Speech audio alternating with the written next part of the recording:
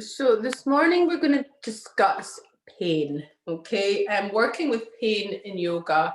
Um, so when I speak to my yin people, when I'm teaching, doing the yin yoga teacher training, I will say to them that you need to really make sure that people are aware of the difference between pain and discomfort. So discomfort is kind of generalized. It's in an area that doesn't feel comfortable, but pain is in a specific area. And if it's feeling that you can't be in that position, you shouldn't be in it, really. Restorative yoga, as I've said before, is different to yin because there shouldn't be any discomfort.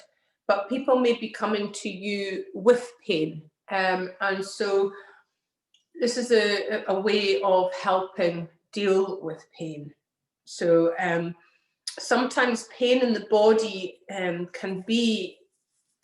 it can come from emotional trauma or trauma, and we will speak about trauma and PTSD and stuff like that as well. But sometimes it can be expressed in the body as pain or chronic pain because there'll be emotions and feelings or traumatic events have not been processed, and instead of dealing with them, they've been hidden somewhere in the body, and it's the body's way of communicating. So let's look at working with pain in yoga. So being aware that you got to learn to differentiate between sensation and pain, get your students to be aware of that, and make sure that you're aware of that as well, obviously. And there should not be any pain in practice. So some people, this is more for the Ashtanga people. So this isn't for, the Ashtanga or power yoga people. So this is yoga for pain. This is not restorative yoga for pain. I'm kind of generalizing how yoga for pain here.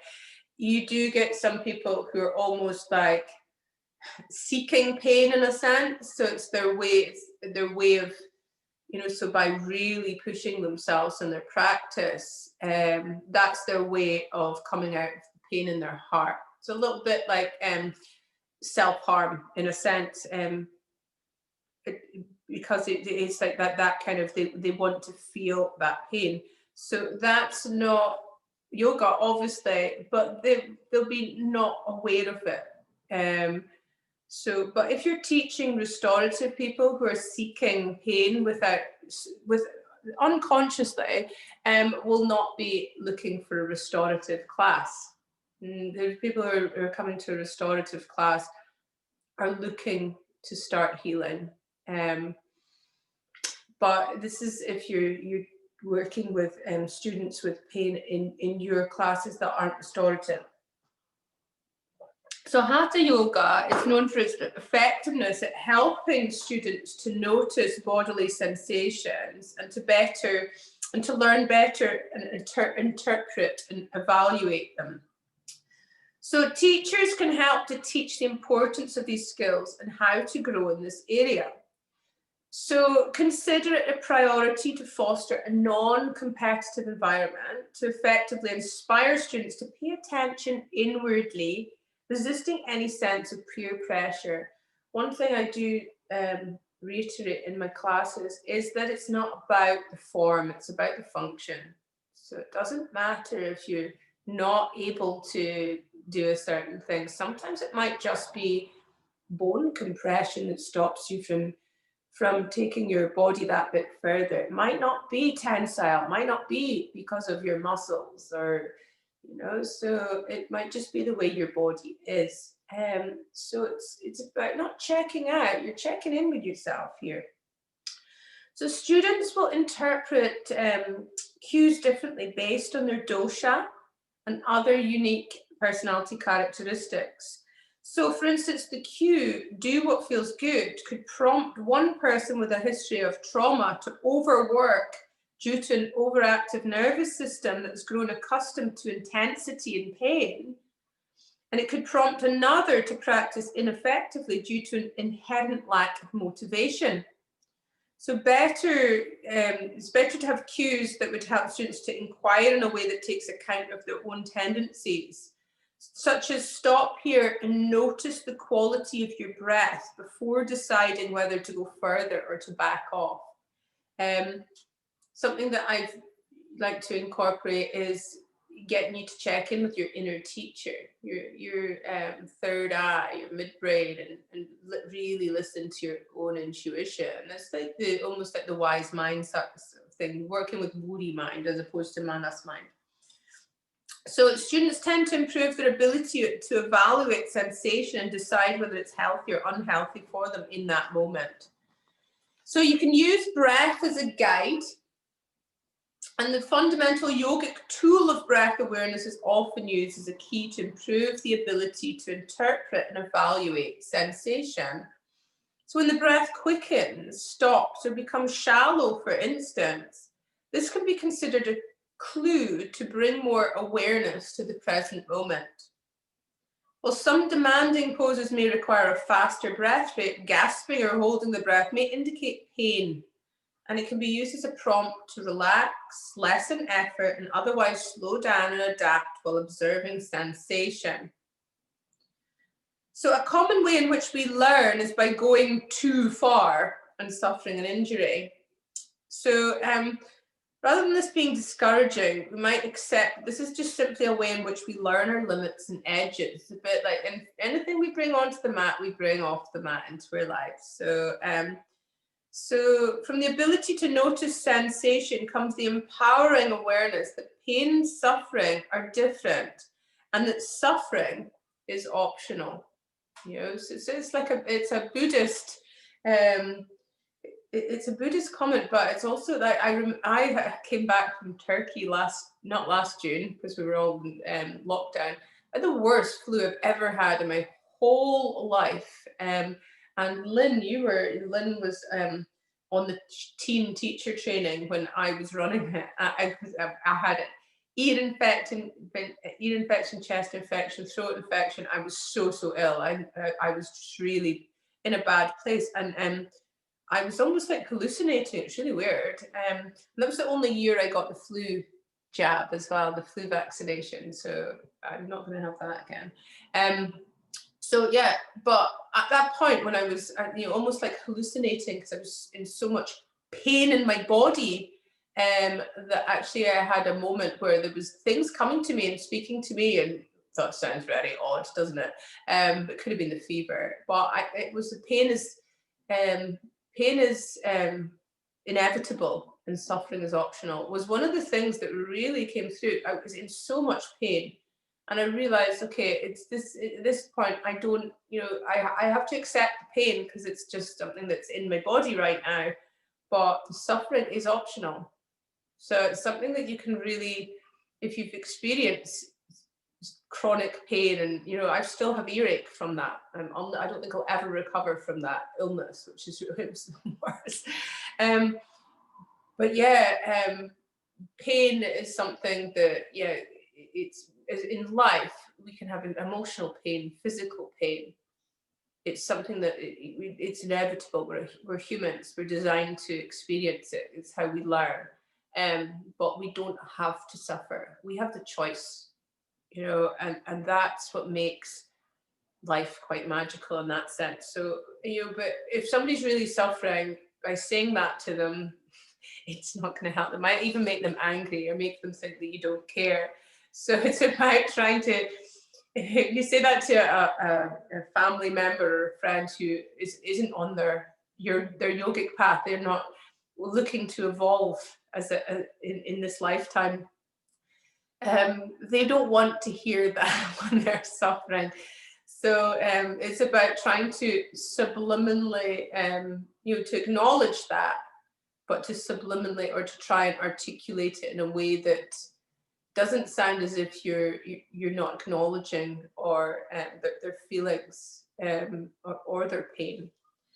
So working with pain in yoga, you can begin by evaluating the current pain level. So when pain is high, you begin with relaxation and start or stay with gentle poses. Or even, you know, in some ways you can imagine the poses. And this is scientifically proven. They had tests where people did practice yoga every day. They had people that watched yoga every day and imagined they were doing it, and you had people that didn't do yoga every day, and they tested them before and after, and the people who imagined they were doing it and watched that were doing it had almost exactly the same benefits. Not that I'm saying that you should just watch it and not do it and imagine.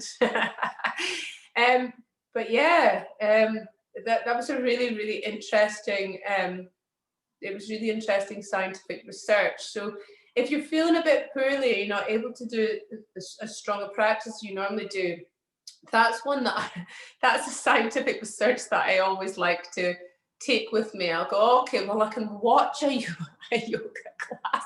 I don't need to be practicing it to feel some of the benefits sometimes. So when experiencing pain, you can identify and release contraction. Because almost immediately when you're feeling pain, you contract. So it's about identifying it and almost like breathing into the contraction. If anyone's had babies, you'll know that it's very difficult to do because the pain is just, but the more you can relax into it, you know, when I had Levi when I was 21, and you know, they said do your breathing. I was like, I missed that class. This is before I was a yogi. But after, when I had Kaya, I was 28 and I'd been practicing yoga for a long time, you know, well, for 7 years or something by then, 6 or 7 years. I started doing yoga not long after Levi was born. So yeah, but then I was able to work with contractions in the breath and relax into it and realize that, you know, a lot of that, if there's severe pain and you're going, oh my God, there's so much pain, you hold into the pain, it's not going to help. So yoga can really help if you allow people to connect with their breath and their bodies.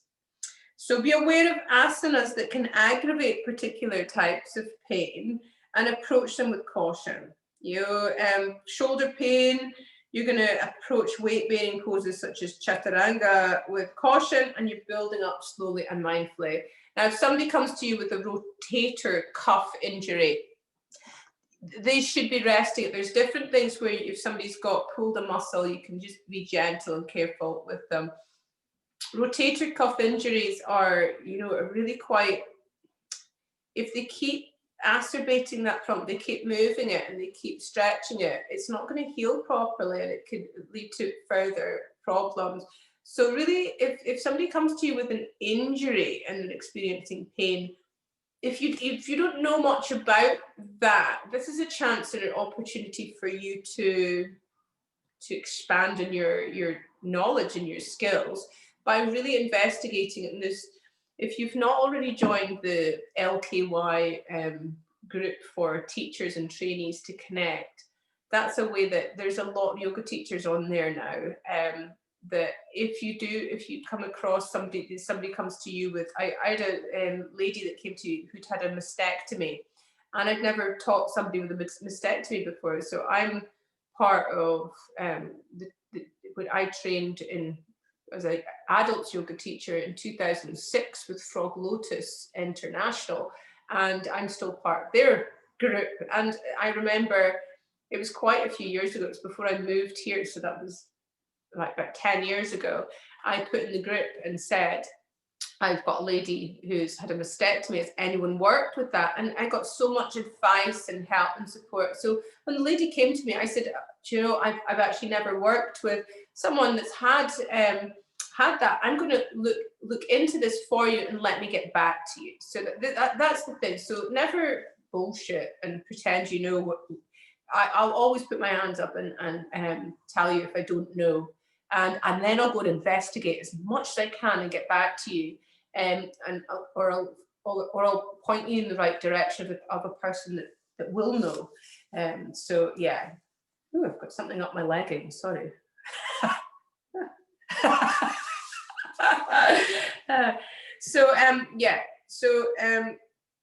Just working with people that have injuries, just being aware of the contraindications. So you're just being aware of, I would say, anyone with knee issues, Virasana is something that you need to be aware of. Back injuries, if we're in long holds and restorative, if it's SI injuries or SI joint or lower back stuff, I would say, like, make sure that you don't have a bolster right up against. You've got some space there, but not so many not so many hip opener stuff. Keep the trying to keep the pelvis stable by, today we did quite a bit of opening up in the hips because we're wanting to put some circulation into that area. But if somebody's got lower back issues, normally, if we're teaching a normal a general yoga class, like hatha yoga class, yoga is great, and you just have to be aware of forward bending and bending the knees in forward bends. And if it's a disc related, obviously no twists. But if you're in long holds, in restorative, and there's lower back issues, that's the contraindications. Are not as much hip opening stuff, and making sure there's not so much like stuff close to the lower back, so there's enough space for them. So anything with trying to think, neck issues, obviously we've got you top fish pose yesterday, but I just demonstrated, but I didn't stay in it.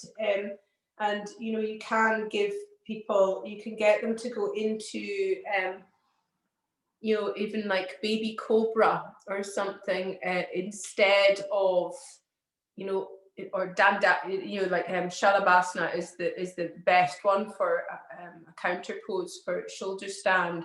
But if you've got it because you want to really open up everyone in this area to work with the pranic energy, then you can demonstrate the Matsyendrasana, the fish pose. And for those with neck issues, an option would be for them to come into baby cobra. So again, they can open up and counterbalance. So neck injuries are very, just being really aware that if the Viparati Krani, the supported shoulder stand that I've been teaching, that's the way I practice, and I have done for many years, you gain exactly the same benefits as you would do from a normal shoulder stand, but all the weight's not on the cervical spine. So I would advise that to be the shoulder stand that you would teach. But if that's not part of your practice, not part of your students' practice, that's fine. Just make sure you warm them up enough and counterbalance them enough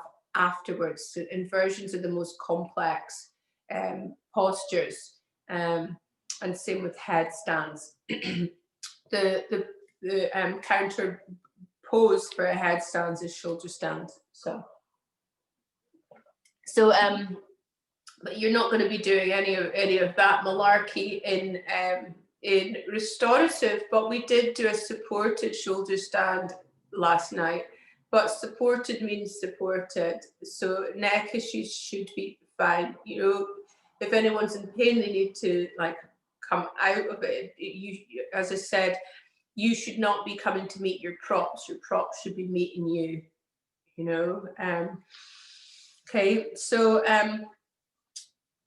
stress is an underlying factor which is exacerbating virtually all other health conditions. So stress relief from yoga can have a major effect on the health.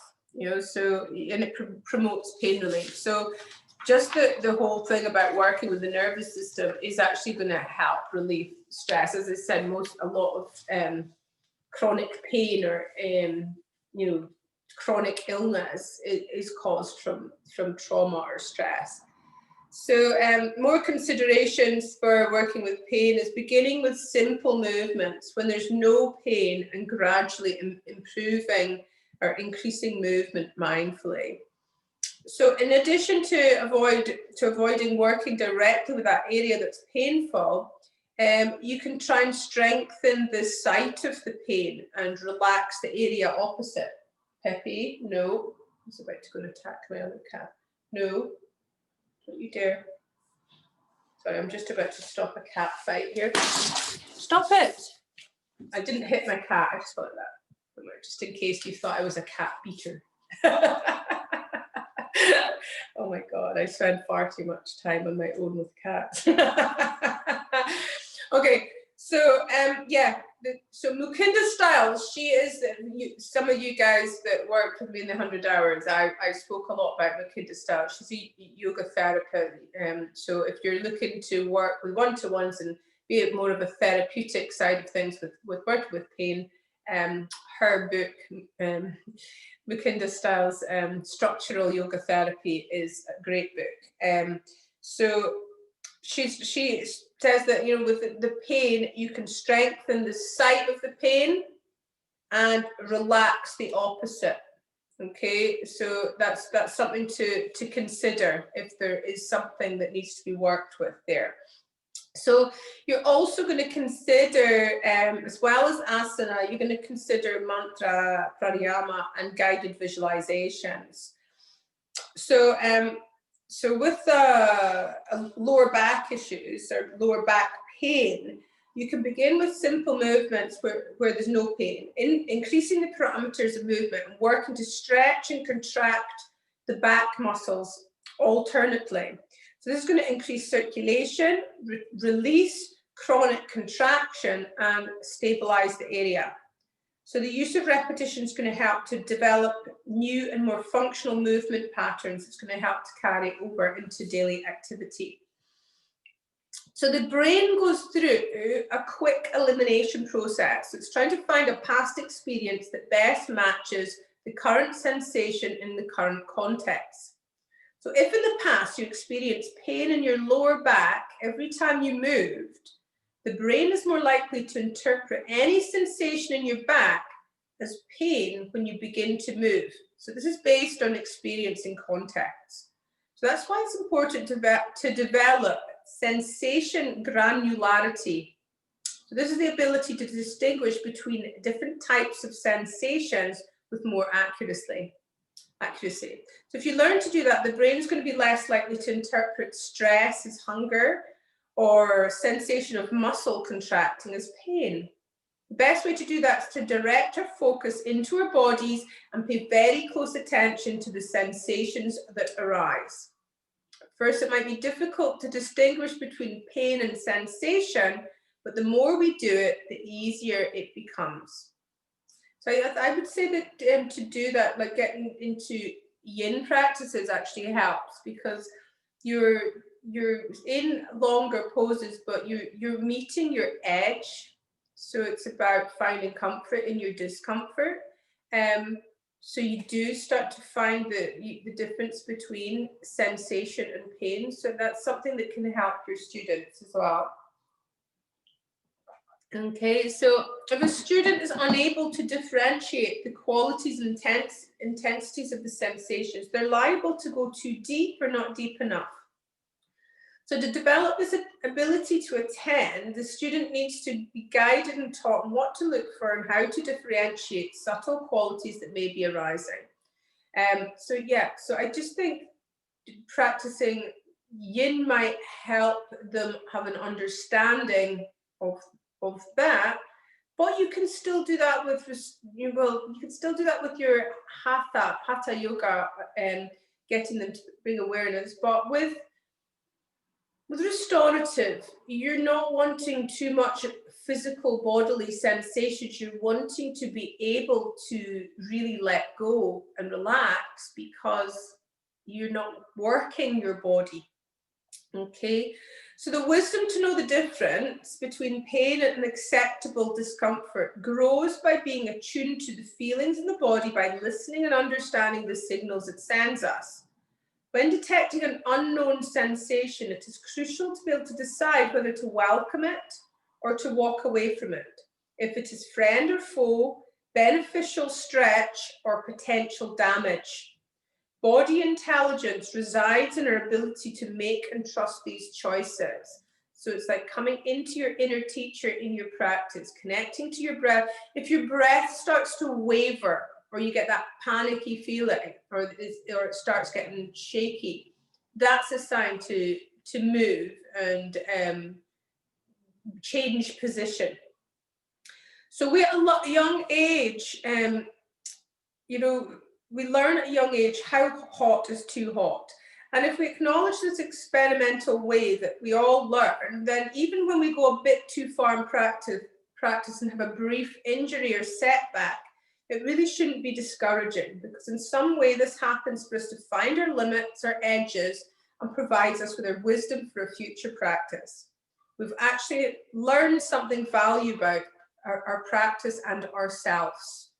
So physical pain is always compounded by a multitude of thoughts and feelings. So there's a story too, and often behind pain, a story that can contain feelings of guilt, doubt, responsibility, and shame. But most of the time, it's hard for someone to recognize the entanglement of feelings and thoughts with the sensations of pain. However, with recognition and information, this configuration of emotional and mental and physical becomes optional, and it can relieve a great deal of suffering. So pain is not the optional aspect, but the suffering around it is. Yoga provides several different pain reduction techniques that allow you to manage both acute and chronic pain. You can use yoga to change your relationship to pain, influencing your pain perception, improving pain tolerance, and changing habitual ways of reacting. So some yoga teachers talk of pain as being a good thing, but in reality, pain has no place in any kind of physical activity. And this is true especially in a yoga practice. Pain is not a magical transformation of the body into a nimble physique.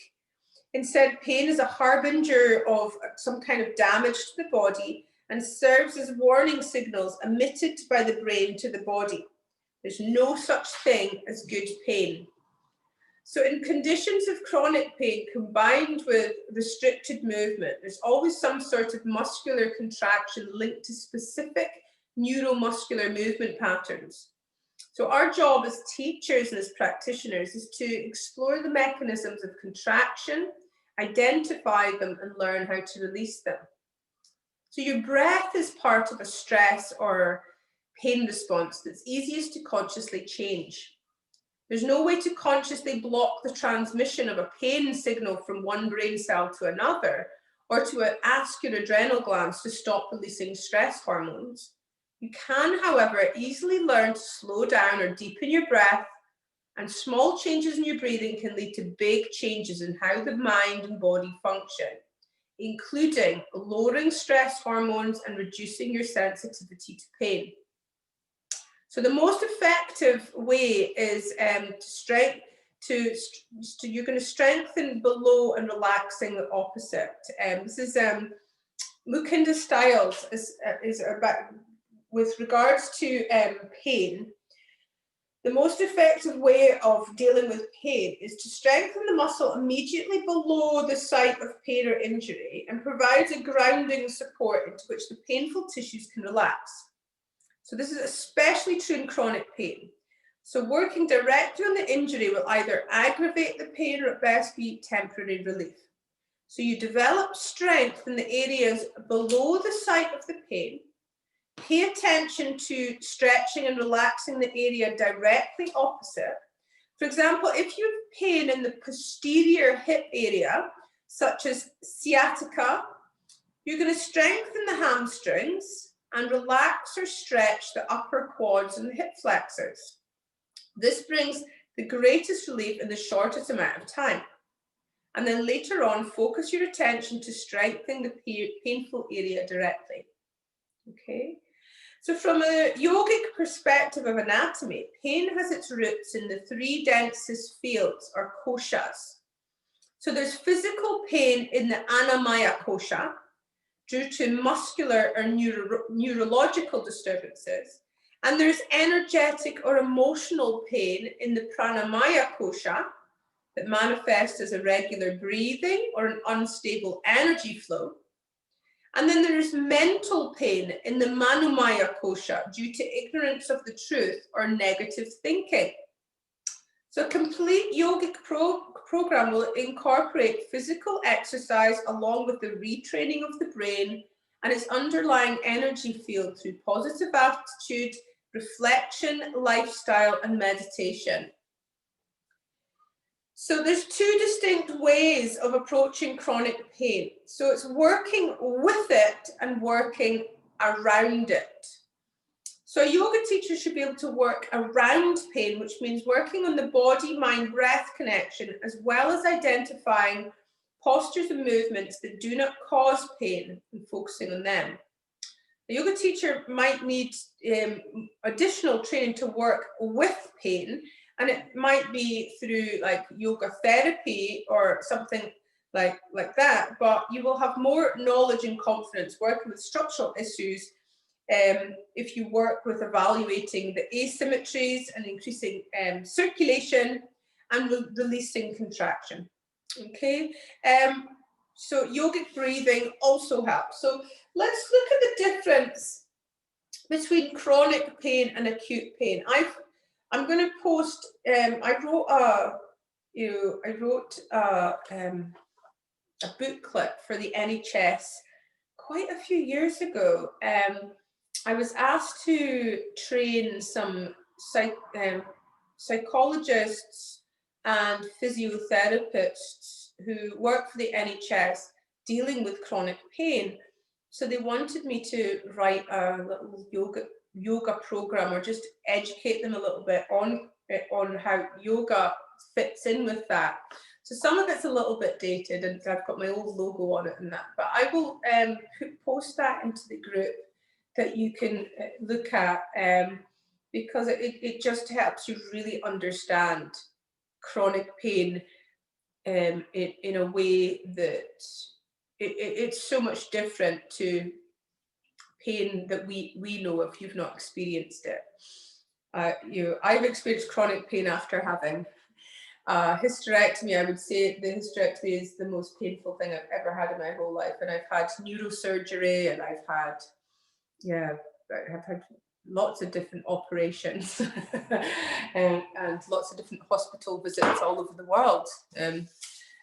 But yeah, chronic pain is something that we as yoga practitioners, if we have an understanding of it, we can give more. So acute pain is a protective symptom related to a causal factor, but chronic pain has its roots in an injury or illness. It's a condition that's related to the nervous system. Having become sensitized, it causes pain that's no longer reliably connected to what is happening in the body. So chronic pain is associated with an increased sensitivity to pain and stress. So worldwide, 1 in 5 adults suffer from chronic pain. That's like outrageous. So acute pain is an immediate and temporary response, but chronic pain is persistent and reoccurring. Acute pain serves as a vital protective purpose, and chronic pain is out of proportion to the causative factor. So acute pain highlights an issue, and chronic pain is more like a disease in itself. Acute pain reflects a connection between what is felt and what is happening in the body, and chronic pain, for the most part, no longer reflects such a connection. So something like something that I've worked with quite a lot, is fibromyalgia. I used to have a lot of one-to-one students, and they were people that they'd gone to therapists and psychiatrists because of the pain that they were in. That was the doctors were saying, "Oh, we can't find anything," but then they're diagnosed with fibromyalgia, and fibromyalgia is chronic pain, and from working with them, as you work through their pain, and it after, you know, I would say after 3 or 4 sessions, that's when the stuff starts coming up, and that's when you start to realize that it really stems from trauma and emotional stuff that they're holding in their bodies. You know, but so I found that working with some of the Kundalini practices, if you're working with people with fibromyalgia, you're generally going slow with them, so they're just opening up their bodies and feeling safe with you, and then incorporating some Kundalini cries to really kind of start to move the energy through the body to release stuff. I would say that the type of practice that we did for the last 2 days, 2 mornings, it would be too much for them. So restorative yoga would be ideal because they need that sense of nurturing. But something with people that are suffering from that, because it could have come from trauma, you have to really be aware of that sense of, if you're in restorative poses where they're really open, that can actually exacerbate the anxiety that they might be feeling. I know for myself, this is something that, yeah, I've not really shared this much with very many people at all. But I went down to London and I was really excited about this aerial yoga thing where you're lying in these big things hanging from the ceiling, and it was like all like, there was gongs, and it was meant to be absolutely beautiful. And it was possibly one of the worst yogic experiences I've ever had, but it wasn't because they were doing it wrong.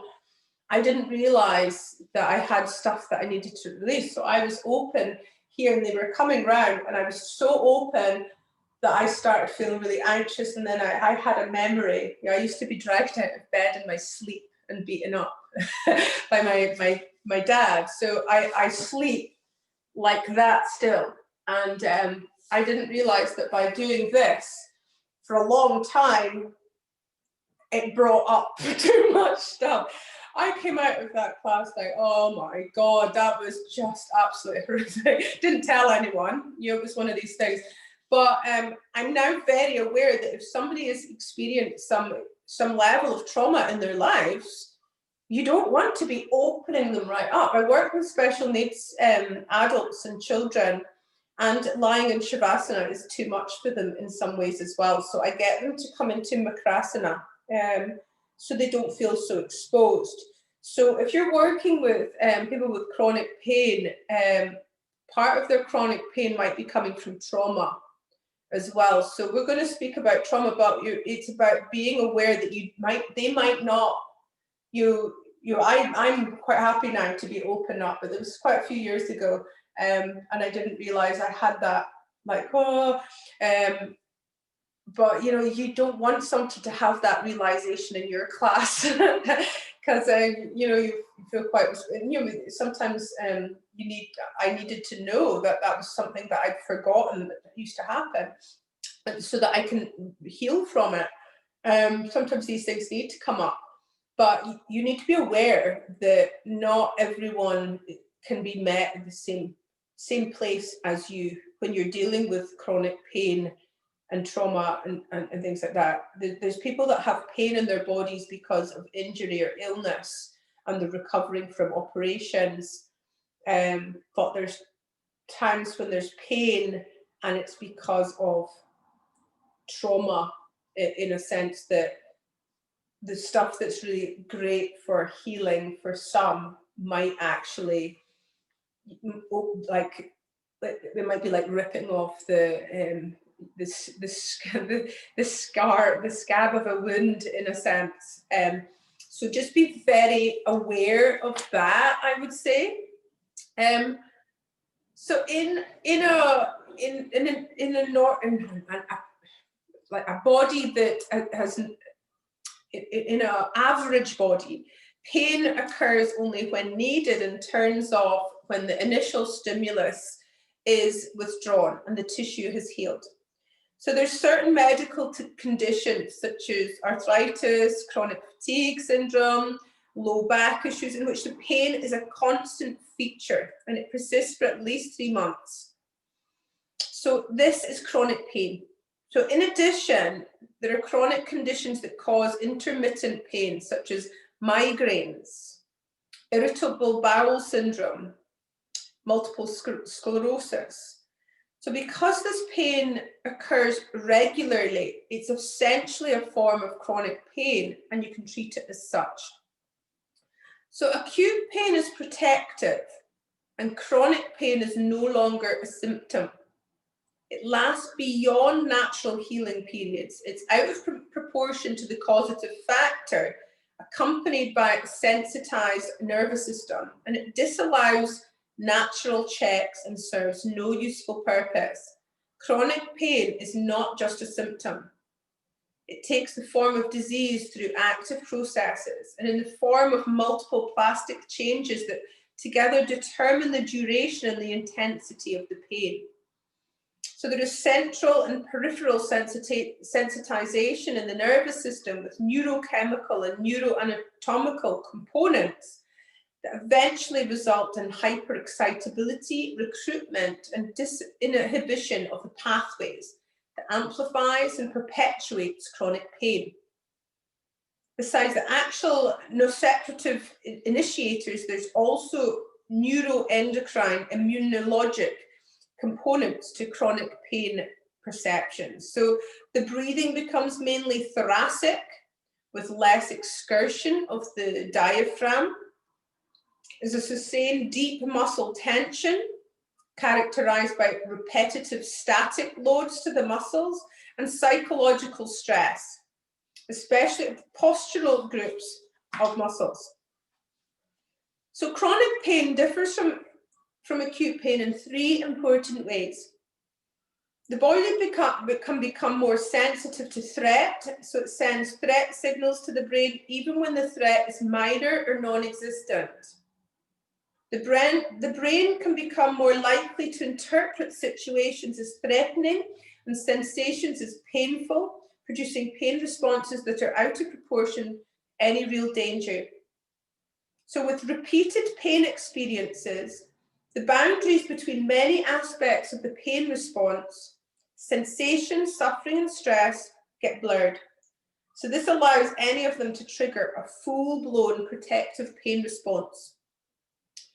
So the physical therapist at Yoga for Healthy Aging notes that some of the wide-ranging effects that the presence of chronic pain may have include shallow and shaky breathing, muscle tension, restricted movement patterns, negative body image, more negative thinking, and emotional volatility. So worldwide, 1 in 5 adults suffers from chronic pain. And in the US, the number is even higher. So a recent survey found that more than half of people live with chronic or recurring pain that interferes with their mood, their sleep, their ability to work, and their enjoyment of life. So pain sufferers endure the highest levels of negative stress, which is the leading cause of breakdown of the immune and nervous system. So you'll find that a lot of these illnesses that are related to the immune system, it's a lot of it, it's all interrelated. So the symptoms is that the pain is not attributable to a current physical reason. There's pain that comes and goes with no pattern. There's pain sensitization, like being on guard for more or worse pain. And there's increased sensitivity to pain. There's increased sensitivity to stress of any sort. And follow-on symptoms can include hopelessness, helplessness, and guilt. So the persistent pain with its uncertainty of progress, deep distress and interpretations creates a sense of hopelessness and helplessness and a lack of meaning for what's happening, guilt or disturbed belief systems. So some conditions that may result in chronic pain include arthritis, back conditions such as a herniated disc, chronic fatigue syndrome, migraines, fibromyalgia, and cancer. The actual cause of a physical condition turning into chronic pain might be the biology of mental constructs, so mind-body connection. It might be considered a misguided mind-body response that amplifies pain, stress, or suffering pain cycles. So for decades, scientists and doctors thought that pain could be caused only by damage to the structure of the body. And they looked for the source of chronic pain in bulging spinal discs, muscle injuries, and infections. But more recent research, however, points to a second source of chronic pain, the very real biology of your thoughts, your emotions, your expectations, and your memories. So most chronic pain has its roots in a physical injury or illness, but it's sustained by how that initial trauma changes not just the body, but also the mind-body relationship. So the complexity of chronic pain is actually good news. It means that trying to fix the body with surgeries, pain medications, or physical therapy is not your only hope. By first understanding chronic pain as a mind-body experience, and then using yoga's toolbox of healing practices, including breathing exercises and restorative poses, you can find true relief from pain and begin to reclaim your life. So many forms of chronic pain are best described as misguided learning. The mind and the body, in an attempt to protect you from future threats, have learned to amplify your present pain and suffering. Through the repeated experience of pain, the nervous system gets better at detecting threat and producing the protective pain response. So unfortunately, in the case of chronic pain, learning from experience and getting better at pain paradoxically means more pain and not less. So stress is a big part of chronic pain. It's both a consequence and a cause of pain, and for most people, a chronic condition of its own.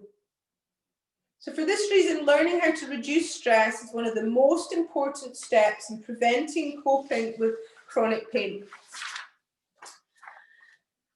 So crucial to the yogic perspective on pain release is understanding the difference between pain and suffering. So pain is the physical or emotional hurt, whereas suffering is how our mind reacts to that pain.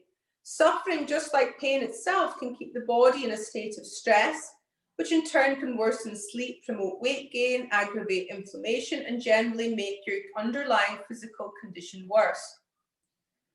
So why does yoga help chronic pain? So yoga promotes changes in the nervous system, cause a reduction in the experience of chronic pain. So doctors typically underestimate the role of stress in causing and worsening chronic pain, and they don't often know how to advise stress-type patients. Yoga not only regards addressing stress as essential, but has the tools to do it. So movement that's novel, variable, and demands focus and concentration can promote changes in the nervous system that are required to reduce the pain experience. So there's compelling evidence from studies conducted that mind-body techniques such as yoga and meditation can counteract the brain anatomy and the effects of chronic pain. So practicing yoga has the opposite effect on the brain as does chronic pain.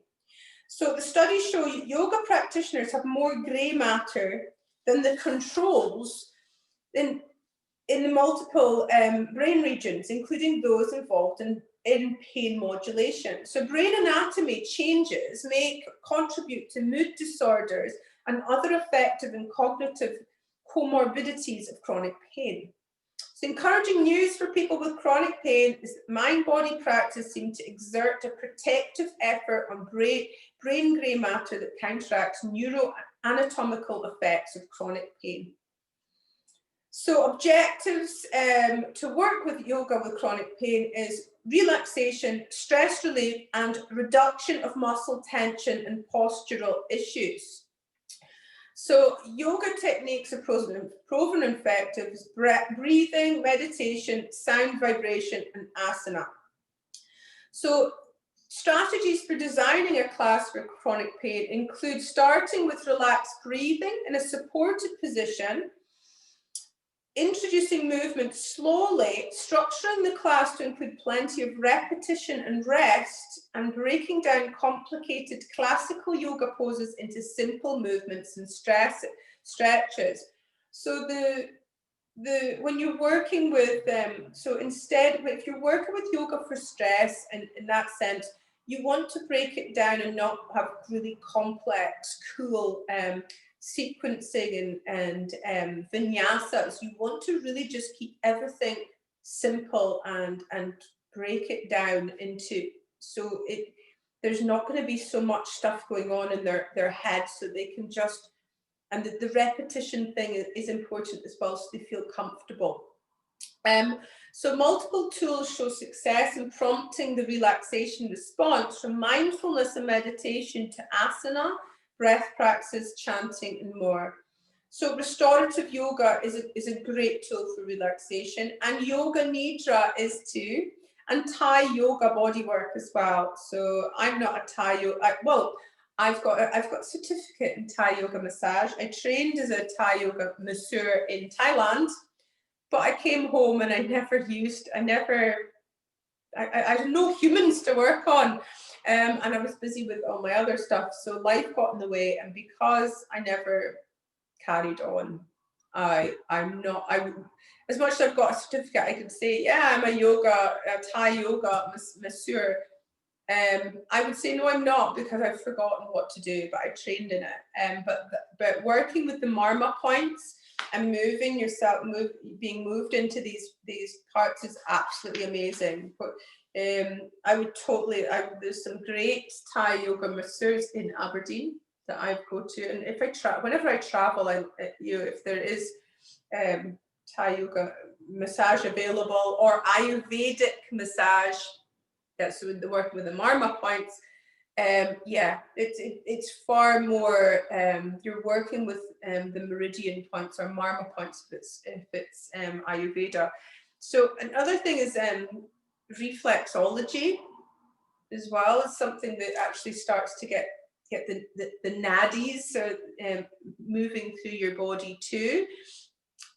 So that helps too with things like that. So we practice yoga nidra today, and as I said, the back of your manual, I've written that yoga nidra practice, but before you place your sankalpa at the end, and after the body sensation stuff, you can put in something that's really specific to your bhav or your theme. So today's one, it was a bit, you have to be aware, if you're working with trauma. Today we were working with menstruation, and if somebody's gone through trauma, and like I was speaking about a river of blood, and it was because we were speaking about menstruation, that might actually trigger somebody who's had severe trauma to do with violence or blood or something like that, or accidents. So be aware of the words you use. So I used blood, but that might not, if you were doing yoga for trauma, you would definitely not use that one that I used. That was for women's menstruation, but you wouldn't use visualizations of blood and using your blood to give to Mother Earth. That was you. So be very aware of the words you use, because yoga nidra is that it is when you're open to suggestion, you're in between wakefulness and sleep. So if somebody's been traumatized, the words you use might actually not be as helpful as you're hoping it to be if you're not aware that they've experienced trauma. So be trauma aware of your words so that you don't trigger people. So whether through yoga or meditation or through other therapy, you can change your perspective of life events, stress reduction, and that's going to help to address chronic pain. So working with your So we were speaking about it yesterday with the samskaras and vikalpas. So figuring out what your schema is in that sense. So you can actually look at doing some shadow work. But you don't want, if somebody comes to you with trauma and chronic stress, chronic pain, you don't want to suddenly go, right, let's do a little thing and see what your schema is, see what else is wrong with you. You don't want to do that to them. It's about, if you're aware of that, then you can hold people's space better. That's what it's about, really. So whether through yoga, you're going to support healthy management of emotions and validating emotions and feelings too. So a lot of people that are coming from that sort of thing have never had their feelings or their emotions validated or acknowledged before. But also, you don't want it to become, you can find that you can be in classes where one student keeps putting their hand up or telling you all their stuff that's, it's almost like too personal or too much, and you want to hold their space, but their behavior is affecting others. I have had a training where someone was really quite emotional, and like trauma was coming up for them quite a lot. They actually traumatized everyone else a little bit. So that was one that I had to really find a way of holding the space and trying to, without traumatizing the traumatized person, and let them know that they weren't quite ready to step on the path of yoga teacher training, because they weren't able to hold their own space, which was really difficult for me, because I really want to help people on their journeys, but you really have to be authentic and be professional at the same time. When what you're doing with if you're bringing working with chronic pain on the level for the physical body, you need to bring awareness into the body. So many pain sufferers disconnect from their bodies, and they even hate their bodies. So it's about getting your student to re-establish their connection to the body and begin to accept it again, even with their pain. So getting to them to differentiate between pain and sensation. So, getting in chronic pain, the boundaries between pain and sensation get blurred, and any sensation can be interpreted as pain. So teaching your student how to recognize sensations for what they are and not confuse them with pain. So identifying activities and behaviors in daily life that might be contributing to pain, and encouraging your student to eliminate, minimize, or replace them, whatever is realistic for their lifestyle. So discovering positions that are pain-free in supine, kneeling, seating, and standing positions. And these positions serve as a starting point for movement and show the student that they can always return back to them and rest there without pain. So investigating the perimeters of movements that do not cause pain. So the gradual exploration of movement starts from the spine and extends out into the periphery, the limbs. And it's important to find these movements to show the student that they can move without pain. So identifying movements that are agitating and pain-inducing. So it's best to avoid any movement that causes pain at the beginning, to give the student a safe space within their practice to move without pain. Okay.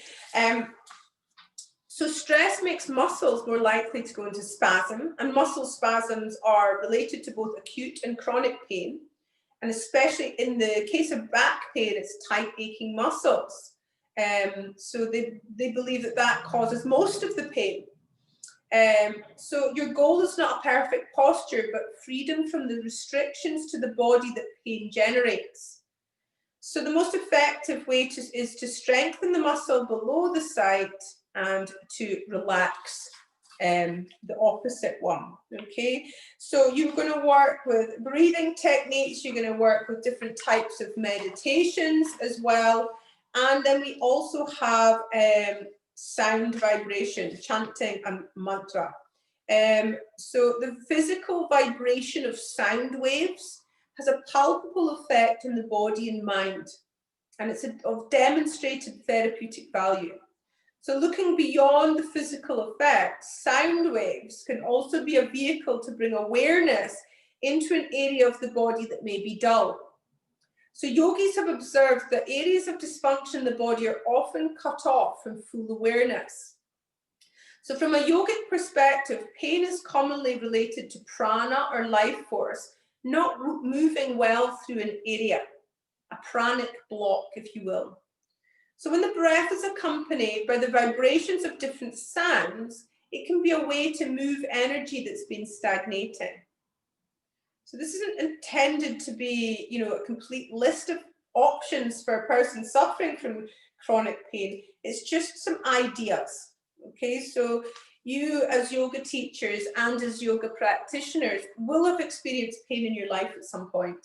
And this is what's going to help make you the best teacher that you can be, by having experienced physical pain, emotional pain, or mental pain. Then you have an understanding of how you have applied your yogic practices and the yogic tools and allowed yourself to cope with them or to transmute them in a way that you're now able to share it because you've owned it in a sense. So you can also work with Ayurveda. It can also help by finding out the person's dosha if you're working with a one-to-one, and to help to balance their dosha, or depending on the time of day or the season, or that sort of thing, as well as also in the age of the person. That can be dependent on, from an Ayurvedic perspective, what type of class you give. So working on with that principle as well is quite important. We're going to go into more of the nervous system, which is going to work. We're going to speak more about mantras and that later on, and we're going to go deeper into the trauma side of things as well. But in the afternoon, we're really going to be speaking a little bit more about we've got some more restorative stuff to do, and we'll go over some of the asanas and things like that too. So I've got lots of other stuff to work with you, but I think that it's always quite heavy stuff for the lectures, because it's yoga for mental health. So I just think this has been a good time for us to stop the lecture and let you break up for lunch, and for me to see you again at 3:30 if you're around. So thank you very much for joining me this morning. I'm going to switch off the recording.